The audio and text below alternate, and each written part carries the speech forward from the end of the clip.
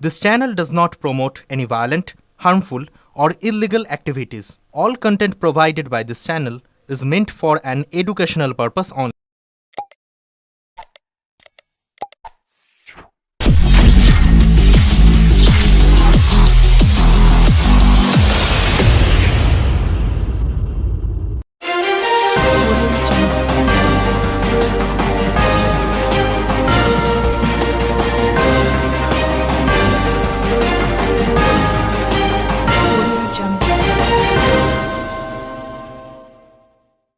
প্রাক্তনের phone পেয়ে কান্না ধরে রাখতে পারলেন না বর্তমান। বাঁশবেড়িয়া পুরসভার নবনিযুক্ত চেয়ারম্যান হিসেবে শপথ নিলেন তাপস মুখার্জি। তাপস তৃণমূল তৈরির আগে থেকে বাঁশবেড়িয়ার কাউন্সিলর। বছর 15 আগে তার একবার চেয়ারম্যান হওয়ার কথা থাকলেও সে সময় বর্ষিয়ান রথিন দাস মোদককে চেয়ারম্যান করেছিল দল। তারপর একাধিক চেয়ারম্যান বদল হয়েছে, কিন্তু তাপস মুখার্জি শিকে ছেড়েনি। গত লোকসভা ভোটে হুগলি লোকসভার তৃণমূল প্রার্থী রচনা বন্দ্যোপাধ্যায় বাঁশবেড়িয়া পুরসভা এলাকায় প্রায় 12,000 ভোটে বিজেপি থেকে পিছিয়ে ছিলেন। দল সেই কারণ দেখিয়ে চেয়ারম্যান আদিত্য নিয়োগীকে পদত্যাগ করতে বলে। গত 11 নভেম্বর আদিত্য নিয়োগী পদত্যাগ করেন। আজ বাঁশবেড়িয়া পুরসভার চেয়ারম্যানের শপথ নেন তাপস মুখার্জি। আর চেয়ারম্যান হিসেবে শপথ নেওয়ার পর প্রথম ফোন পান প্রাক্তন চেয়ারম্যান আদিত্য নিয়োগীর। আদিত্য রাজনৈতিক সতীর্থ। তার ফোন পেয়ে বস্তুত কেঁদে ফেলেন তাপস। সাংবাদিকদের সঙ্গে কথা বলতে গিয়েও আবেগ আপ্লুত হয়ে পড়েন।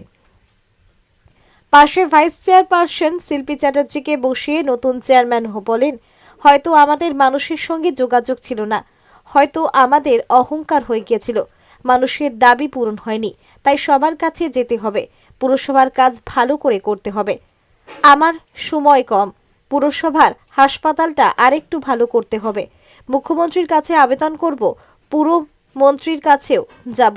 মানুষের চাহিদা অনুযায়ী কাজ হবে। হাসপাতাল অনেক বয়স্ক মানুষ আসেন, তাদের জন্য একটা লিফট করতে হবে। আশা করি সবার সহযোগিতা পাব।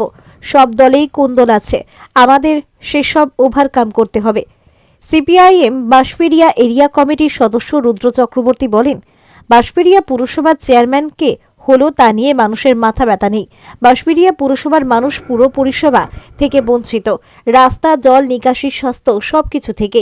এখানকার মানুষ সেবীরা সব ঠিক করে। যে কমিশন বেশি দিতে পারবে সে চেয়ারম্যান হবে, এতে সাধারণ মানুষের কোনো উপকার হয় না। বাঁশবেড়িয়া থেকে আদির রিপোর্ট, আমার কলকাতা নিউজ। তাপস মুখার্জিকে সর্বসম্মতভাবে চেয়ারম্যান করা হয়েছে দলনেত্রীর নির্দেশে এবং অভিষেক ব্যানার্জির নির্দেশে সর্বসম্মতভাবে চেয়ারম্যান হয়েছে। এবং আমাদের বর্ষিয়া নেতা, খুব সৎ নেতা, দীর্ঘদিনের কাউন্সিলর। আমার বিশ্বাস যে আদিত্য ভালো চালিয়েছে, এও ভালো চালাবে, কোনো অসুবিধা হবে না। এবং আমি আমার এমএলএর ফান্ড থেকে 10 লক্ষ টাকা আজকে দিলাম, যাতে পরিষেবা ভালো হয় মানুষের। নতুন যে চেয়ারম্যান, তাকে কি সে কি পুরনো জায়গা আবার বাঁশবেড়িয়া পৌরসভা ফিরিয়ে দিতে পারবে? পারবে। আর এইসব অনেকে বলছে না বিজেপি এসব গুনতিতে আসবে না। 26 ইলেকশনে শুয়ে পড়বে বাড়িতে। গতবারে বোর্ড একটা প্রাক্তন চেয়ারম্যান বিরুদ্ধে একটা মামলা করেছিল 2022-এ। একটা বোর্ড, কাউন্সিলর বোর্ড ডিসাইড করে একটা প্রাক্তন চেয়ারম্যান বিরুদ্ধে মামলা করেছিল। সেই বিষয়টা নিয়ে এখন 2022 জুলাই 2022 হয়েছে। এটা কোর্ট পেন্ডিং কেস, আমি এটা নিয়ে কনসার্ন। কি মনে পুরনো যে চেয়ারম্যান তিনি কি আজকে এসেছিলেন? না, ও আজকে ডাক্তার চেয়ে গেছে, ওকে গুলি করেছিল। আমার কলকাতা গেছে ডাক্তার দেখাতে, কালকেও থাকবে। নতুন চেয়ারম্যানকে, তাপসকেও শুভেচ্ছা জানাচ্ছি। আর এইটা কি আবার সেই পুরনো টিম ওয়ার্ক শুরু হবে? কোনো চিন্তার কারণ নেই। বছর কিছুদিন পরে বছর শেষ, তারপরে ইলেকশন শুরু 26-এ। কি মনে করছেন? জিতবো আমরা। দিদি আবার মুখ্যমন্ত্রী পশ্চিমবঙ্গ। এটা 26-এ একটা বড় স্টেপ নাকি? চেয়ারম্যান চেঞ্জিং 26 আর একটা বড় স্টেপ। ভগবান করে দেবে কিছু। দিদি সব নেত্রী, মায়ের আশীর্বাদ আছে। দিদি আবার মানুষের জনগণের আশীর্বাদ দেয়া আছে। দিদি আবার পশ্চিমবাংলার মুখ্যমন্ত্রী। মানে চেঞ্জ হওয়াটা, এটা তৃণমূলের পক্ষে আরো ভালো রেজাল্ট হবে। ভালো। এর আগে দল যে ছিল পৌর প্রধান, তাকে বলার বিষয় একটাই, দলের বিপর্যয় হলে দলের যে প্রধান ব্যক্তি থাকে, সে যে কোনো সংস্থারই, সে ক্রীড়া সংস্থা হোক বা যে কোনো সংস্থায় যে মাথা থাকে তাকেই সরিয়ে দেওয়া হয়। এটা চলে আসছে আজীবনকাল। আমাদের যে চেয়ারম্যান ছিলেন তার পারফরম্যান্স খুবই ভালো ছিল, কিন্তু দলের বিপর্যয়ের কারণে তাকে সরে যেতে হয়েছে। আমি খুব অল্প সময়ের জন্য 1.5 বছরের সময় আছে আমার মেয়াদে, এই পিরিয়ডটায় আমি এই চ্যালেঞ্জটাকে কঠিন হলেও আমাকে মেনে নিতে হবে, এবং আমি সেটা কঠিন হলেও আমি সমস্ত আমার যে টিম আছে, আমি সেই টিম, আমার দলের ভাইস চেয়ারম্যান, সিআইসি মেম্বার যারা সবাই আছেন, সবাইকে নিয়ে এক জায়গায় কাজ করব এবং আশা করি আমি সাকসেস হব, আমরা সাকসেস হব। সামনে এই একেবারে নির্বাচন, বিধানসভা, বাঁশবেড়িয়া অনেকটাই পিছিয়ে ছিল, সেই জায়গা থেকে কতটা ওভারকাম করতে পারবেন সবাইকে নিয়ে? ওভারকাম করতে হলে আমার যারা হিতাকাঙ্ক্ষী আছে, যারা উপদেশ দেয়, তাদের উপদেশগুলো আমাকে অবশ্যই গ্রহণ করতে হবে। আমার যারা আমাকে প্রত্যেকটা ওয়ার্ডে ওয়ার্ডে ঘুরতে হবে, পৌর এলাকাটায় ঘুরতে হবে, এবং আমি পৌর নাগরিকদের কাছে অনুরোধ করব যাতে আমাকে যাতে তারা দুহাত তুলে আশীর্বাদ করে আমার এই বিধানসভায় যাতে রেজাল্ট পৌরসভায় ভালো হয়, আমার সকল টিমমেটকে আশীর্বাদ করে আমাকে এগিয়ে যেতে সাহায্য করবে। দাদা, আজকে শপথ নিলেন, প্রথম কাজ বাঁশবেড়িয়াবাসীর জন্য কি হবে আপনার? বাঁশবেড়িয়ার কাজ আমার প্রথম যেটা হবে, আমার হেলথ একটা লিফট, আমার কাজ করার ইচ্ছা আছে। হেলথ একটা লিফট, অনেক রুগী আসে, বয়স্ক রুগী যাদের স্ট্রেচারে করে তুলতে 3 তলায় অসুবিধা হয়, ওইখানে একটা লিফট করার ইচ্ছা আছে। নেক্সট আমার বাঁশবেড়িয়া পৌরসভাতে অনেক বয়স্ক লোক আছে, সিঁড়ি দিয়ে উঠতে তাদের কষ্ট হয়, এখানে একটা লিফট আমার করার ইচ্ছা আছে। এই আমার প্রথম প্রায়োরিটি থাকবে। এরপর ধীরে ধীরে আমাকে যেরকম যেরকম ডিমান্ড আসবে সেই ডিমান্ড অনুযায়ী আমি করব। লোকসভা ভোটে পিছিয়ে ছিল এই পৌরসভা, আগামী দিন কি করবেন যাতে লোকসভা, এই সামনে বিধানসভা ভোট আছে, তাতে এগিয়ে আসবে? আমি তো বললাম তো, সেম কোয়েশ্চেন আমি বললাম তো, সব আমার যারা হিতাকাঙ্ক্ষী আছে, বয়স্ক লোক আছে, অ্যাডভাইজার আছে, তাদের উপদেশ নিয়ে সেই পথে চলবো, সবাইকে নিয়ে একসাথে। নতুন টিম কি সাজাবেন? পৌরসভা যেমন ভাইস চেয়ারম্যান থাকছেন, হ্যাঁ, আর পরবর্তীকালে কি যারা পদাধিকার বলেছেন? সেটা আমাদের এখনো ঠিক হয়নি, ওটা ঠিক হবে, ঠিক হলে দেখি। দাদা, প্রাক্তন যিনি পৌরপ্রধান ছিলেন তার সঙ্গে কি আজকে কথা হয়েছে আপনার? হ্যাঁ, আজকে কথা হয়েছে। কিন্তু আজকে অনুপস্থিত উনি। সর্বপ্রথম ফোনটা উনি করেছিলেন।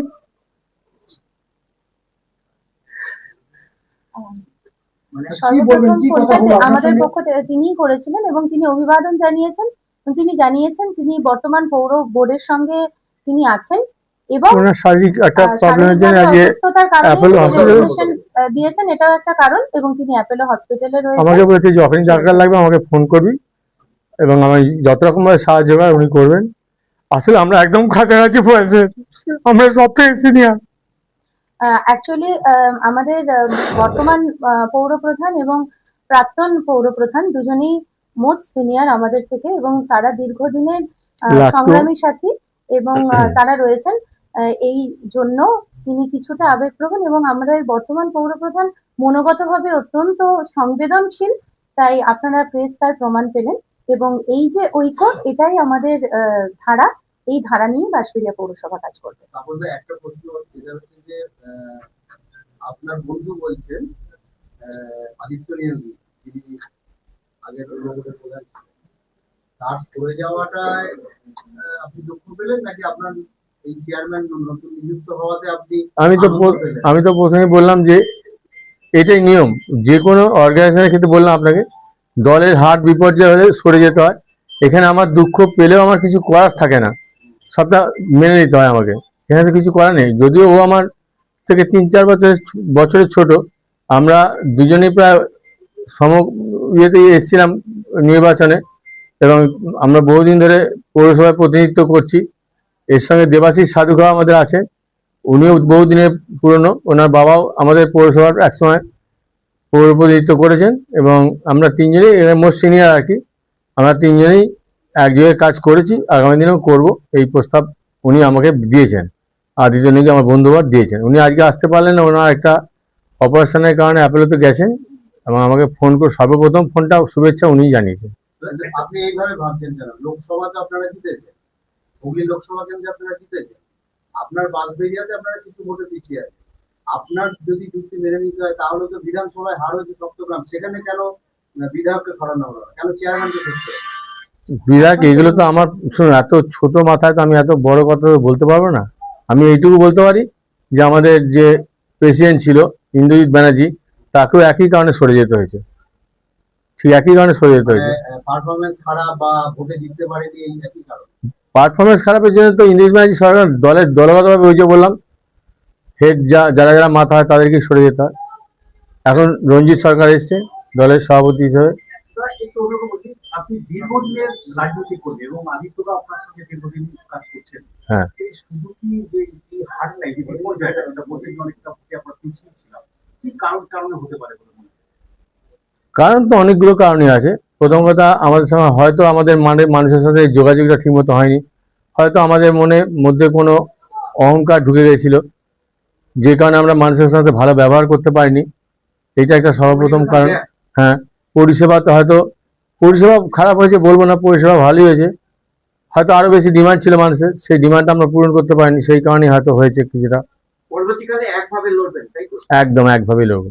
এই দায়টা তো শুধু আদিত্যদার করে না, আপনার যেহেতু বলছি যে দলগত। অবশ্যই তাই, ওই কথাটা তো বললাম যে দেখা যায় যে দলের যে মাথা থাকে তার উপরই বিপর্যয়ের হার। আপনি দলের মাথা ওই দলের দিকে নেবেন কিছু?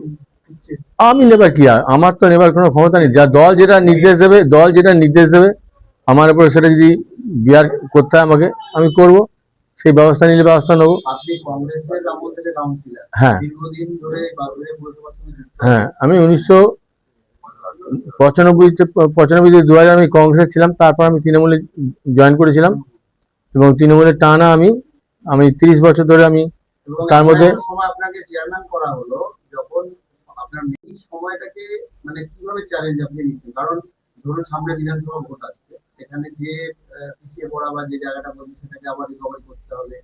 যেহেতু স্প্যানটা খুবই কম, সব লোকের তো মন জয় করতে পারবো না। আমি প্রথম যেটা আমার কাজ আছে বললাম যে আমার ইএসওবিডি হসপিটালটা স্বাস্থ্যের ব্যাপার, আমাদের মানবিক মুখ্যমন্ত্রী যিনি স্বাস্থ্যের দায়িত্বে আছেন, আমি তার কাছে নিবেদন করব যাতে অর্থ সংস্থান করে।